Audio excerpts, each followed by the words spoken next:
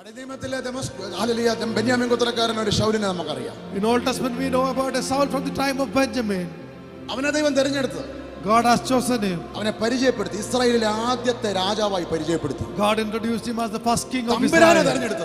God has chosen him. God introduced him as the first king of Israel.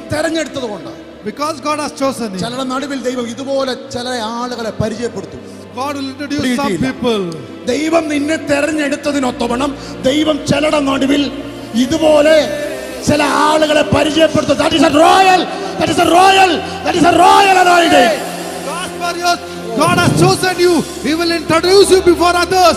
That's a royal anointing.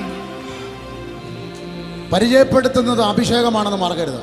Do not forget, the anointing is what introduces you. തെരഞ്ഞെടുത്തത് കൊണ്ട് പരിചയപ്പെടുത്തുന്നത് ഓർത്തോണം. Because he has chosen you, he is introducing you.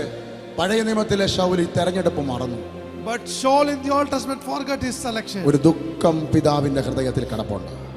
There's a sorrow in the heart of his father. ഒരു ദൂത് കേട്ടോ. Listen to this. ഒരു ദൂത് നിങ്ങൾ ഇപ്പോൾ കേട്ടോ. Listen to this prophecy. അവൻ ചില കണക്കുകൾ തീർക്കുമെന്ന് കർത്താവ് ചില കുടുംബങ്ങളെ നോക്കി ദൂത് പറയുക. God is saying he will bring some calculations fulfilled. ചില കണക്കുകൾ അവൻ നിന്നെ വെച്ച് നിന്റെ കുടുംബത്തെ വെച്ച് പരിശുദ്ധമായി ഇന്ന് പകലിൽ ദൂത് പറയുക. ഓ, ദൈവത്താൽ തെരഞ്ഞെടുക്കപ്പെട്ട ചില ദൈവമക്കളുടെ ജീവിതത്തിൽ അവൻ നിന്നെ പരിചയപ്പെടുത്തുന്ന നിലവാരത്തിൽ അവൻ ചില കണക്കുകളെ നിന്നെ വെച്ച് പരിഹരിക്കുമെന്ന്, നിന്നെ വെച്ച് നിന്റെ പേര് വെച്ച് തീർക്കുമെന്ന് ആത്മാവ് ദൂത് പറയുന്നു. God is saying he will prove some calculation through you.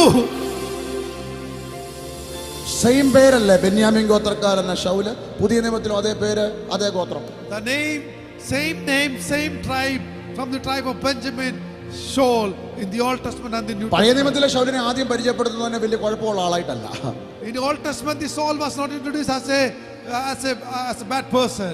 നഷ്ടങ്ങളുടെ നടുവിൽ ശമൂവേൽ പ്രവാചകന്റെ മുമ്പിൽ തമ്പുരാൻ കൊണ്ടെത്തിച്ച വലിയ കുഴപ്പമില്ലാത്തൊരു ശൗലിനെ കുറിച്ചാണ് അവിടെ പ്രതിപാദിക്കുന്നത്. He was a normal person brought in front of Samuel. പക്ഷെ പുതിയ നിയമത്തിന്റെ അകത്തൊരു ശൗലിനെ പരിചയപ്പെടുത്തുമ്പോൾ തന്നെ നെഗറ്റീവാ, മൊത്തം negative. But in the New Testament this Saul, when he is introduced, he is totally negative. നിന്നെ നോക്കി ആരൊക്കെ കഴിഞ്ഞ നിമിഷം വരെ നെഗറ്റീവ് എന്ന് പറഞ്ഞോ, അതിനെ ഒറ്റ പോസിറ്റീവ്.